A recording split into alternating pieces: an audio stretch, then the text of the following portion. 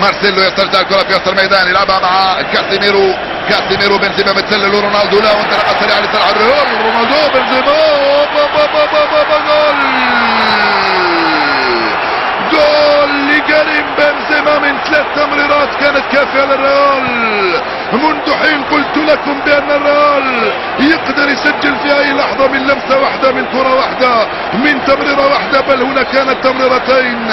كريم بنزيما في المكان المناسب يسجل 8 أهداف للريال. اللعبة كم كانت رائعة من كريستيانو رونالدو. هاي الإعادة مرة ثانية، كاسيميرو مباشرة لرونالدو، انطلق على الجهة اليسرى، استلم بيمناه حطها وبيسراه مررها في اتجاه كريم، لم يكن في وضع التسلل، خلاها وصلت وضربها بيمناه حطها على يمين كيبا. جول الريال عند الدقيقة 25.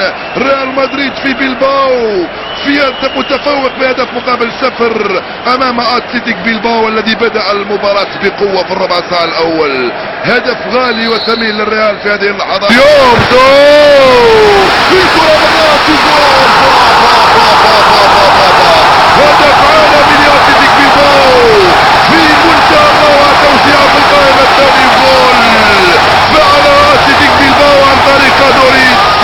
فنان انتهى راؤول غارسيا، توزيع بالراس من اروع ما يكون، عالمية على الطريقة الباسكية. يا سلام، من هناك التوزيع من إنياكي ويليامز في القائمة الثانية بالبراعة والدقة اللازمتين. راؤول غارسيا كالمعتاد غلاط وحطها لك يا دوريس. جول التعديل لاتلتيك بيلباو، مستحق هو التاسع لاريسا دوريس. في اللعبة كم كانت رائعة وممتعة. ويليامز من هناك مرة في القائمة الثانية. انت رائع يا راؤول غارسيا، تمريرتك بالراس ولا اروع. وجدت ادوريس براسه الكرة في الشباك، هي وكذلك راموس وكايلور نافاس. وجول التعديل مستحق لاتلتيك بيلباو. هدف رائع، نعم رائع جدا هذا الجول. هدف الريال كان رائع وهدف اتلتيك بيلباو كان اروع. هدف الريال بالرجلين وهدف اتلتيك بيلباو توني كروس دائما في تنفيذ الركنيات، مرفوع على القائم الاول. فعل كاسيميرو وسجل الجول الثاني للريال. من حسن حظ الريال ان كاسيميرو كان هنالك في المكان المناسب وفي الوقت المناسب وسجل جول ثاني 3 دقائق بعد تعديل النتيجة لاتلتيك بيلباو. فعل الريال ب7 ارواح. البرازيلي كاسيميرو يسجل الجول الثاني للريال. كيف جاء الى هذا المكان كاسيميرو؟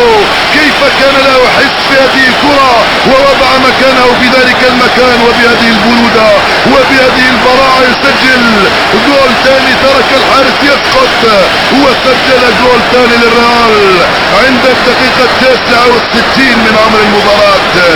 كاسيميرو فعلها وسجل الجول الثاني للريال.